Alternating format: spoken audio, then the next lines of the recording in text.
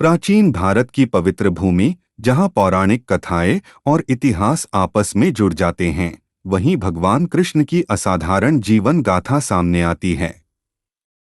एक दिव्य अवतार, एक आदर्श राजा, एक ज्ञानी गुरु और एक प्रेममय भक्त के रूप में कृष्ण सदियों से भक्तों और विद्वानों को समान रूप से प्रेरित करते रहे हैं। इस कथा में हम भगवान कृष्ण के जन्म से लेकर उनके स्वर्गारोहण तक की यात्रा का पता लगाएंगे।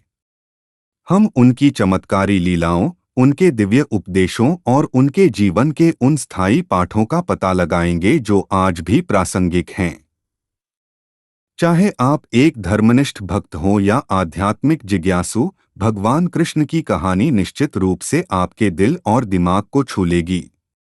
उनकी शिक्षाएं हमें जीवन की जटिलताओं को नेविगेट करने, प्रेम की शक्ति का दोहन करने और हमारे भीतर की दिव्यता को जगाने के लिए मार्गदर्शन करती हैं।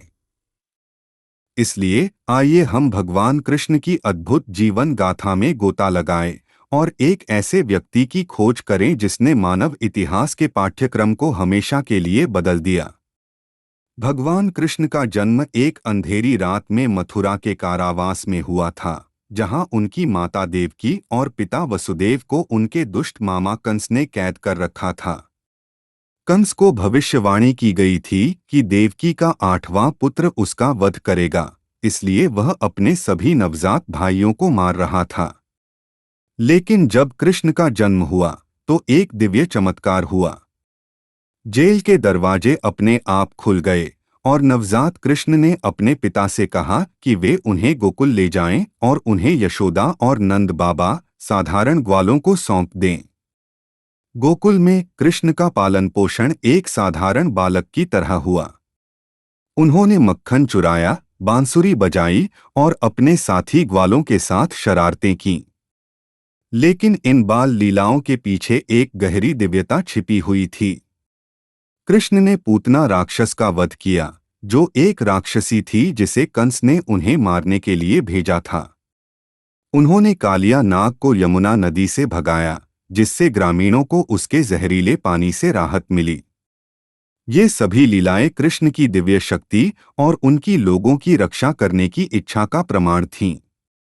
इस प्रकार कृष्ण के प्रारंभिक जीवन ने उनकी असाधारण प्रकृति और उनके जीवन के उद्देश्य के पहले संकेत दिए, दुनिया से बुराई को नष्ट करना और धर्म की स्थापना करना।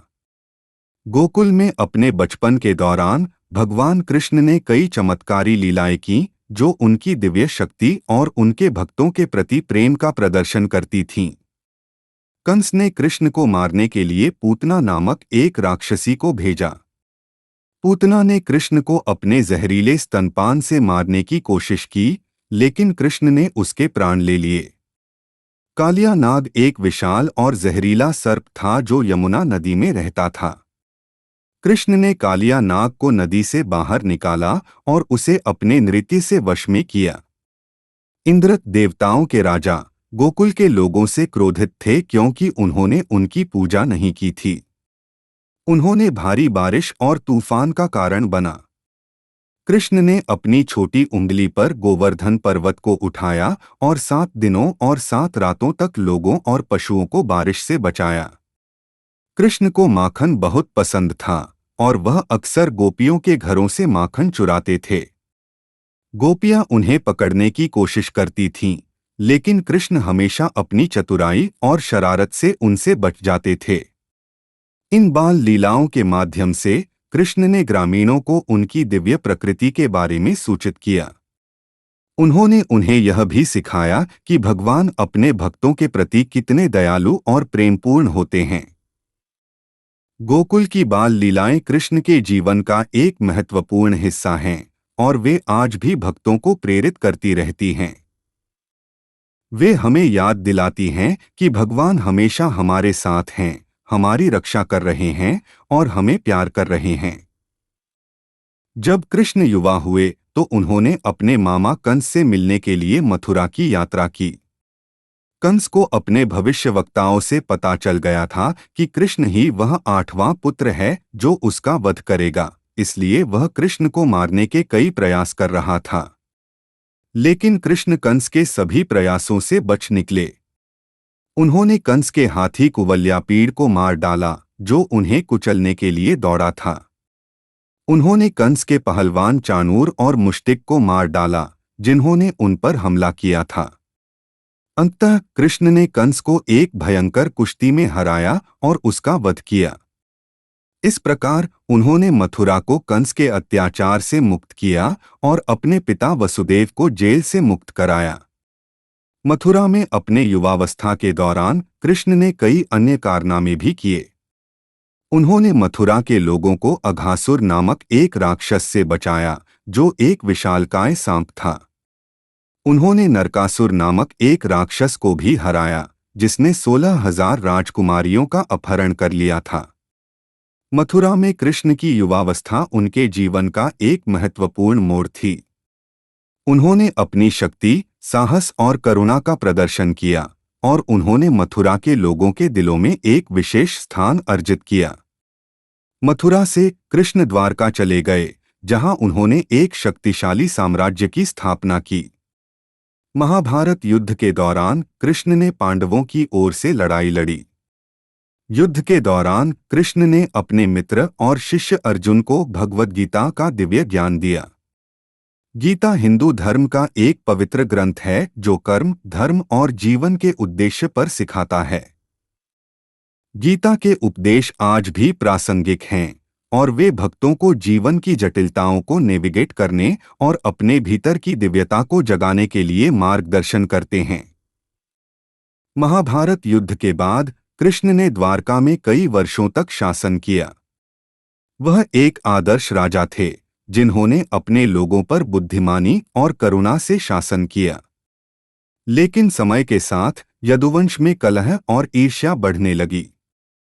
एक पारिवारिक विवाद के दौरान कृष्ण के अपने ही प्रपौत्र ने उन्हें गलती से एक शिकारी समझकर मार डाला।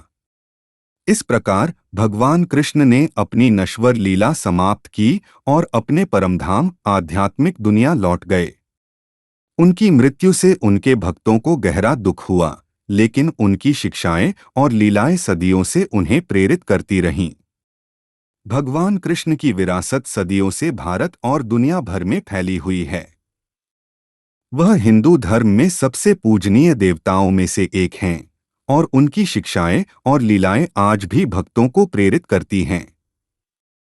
कृष्ण को प्रेम और करुणा के अवतार के रूप में पूजा जाता है। उनकी कहानियां भक्तों को अपने दिल खोलने और दूसरों के प्रति दयालु होने के लिए प्रेरित करती हैं। भगवद गीता में कृष्ण कर्म और धर्म के महत्व पर सिखाते हैं।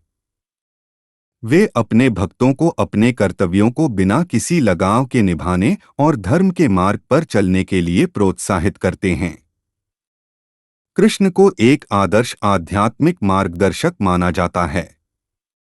उनकी शिक्षाएं भक्तों को उनके भीतर की दिव्यता को जगाने और आध्यात्मिक जागृति प्राप्त करने में मदद करती हैं। कृष्ण की कहानियों और लीलाओं ने भारतीय संस्कृति और कला को गहराई से प्रभावित किया है। उन्हें संगीत, नृत्य, चित्रकला और साहित्य में चित्रित किया गया है। कृष्ण की शिक्षाएं और विरासत दुनिया भर में फैल गई है। उनके उपदेशों ने कई आध्यात्मिक आंदोलनों और धर्मों को प्रेरित किया है और उनकी कहानियां विभिन्न संस्कृतियों के लोगों को प्रेरित करती रहती हैं। आज भी भगवान कृष्ण के भक्त दुनिया भर में उन्हें श्रद्धांजलि देते हैं। उनके मंदिरों में लाखों लोग आते हैं, उनकी पूजा की जाती है और उनकी शिक्षाओं का अध्ययन किया जाता है। भगवान कृष्ण की विरासत एक प्रेममय, दयालु और आध्यात्मिक दुनिया की याद दिलाती है। उनकी शिक्षाएं हमें जीवन की चुनौतियों का सामना करने, प्रेम और करुणा का अभ्यास करने और हमारे भीतर की दिव्यता को जगाने के लिए प्रेरित करती हैं। भगवान कृष्ण की जीवन गाथा प्रेम, करुणा, साहस और आध्यात्मिक ज्ञान की एक प्रेरक कहानी है। उनके जन्म से लेकर उनके परमधाम गमन तक उनकी हर लीला हमें जीवन के अनमोल पाठ सिखाती है। कृष्ण हमें सिखाते हैं कि प्रेम सभी बाधाओं को पार कर सकता है। उन्होंने हमें दिखाया कि कैसे हम अपने भीतर की दिव्यता को जगा सकते हैं और जीवन के उतार चढ़ाव के बीच भी आनंद और शांति पा सकते हैं। कृष्ण की विरासत सदियों से भक्तों को प्रेरित करती रही है और उनकी शिक्षाएं आज भी प्रासंगिक हैं।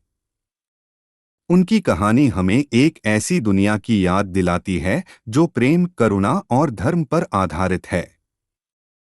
जैसे जैसे हम भगवान कृष्ण की जीवन गाथा पर विचार करते हैं, आइए हम उनके उपदेशों को अपने जीवन में उतारें। आइए हम प्रेम और करुणा का अभ्यास करें, अपने कर्तव्यों को निभाएं और अपने भीतर की दिव्यता का एहसास करें। भगवान कृष्ण की कृपा से हम जीवन की यात्रा को आनंद और उद्देश्य के साथ नेविगेट कर सकते हैं और अंततः उनके चरणों में अपने सच्चे घर की खोज कर सकते हैं। जय श्री कृष्ण।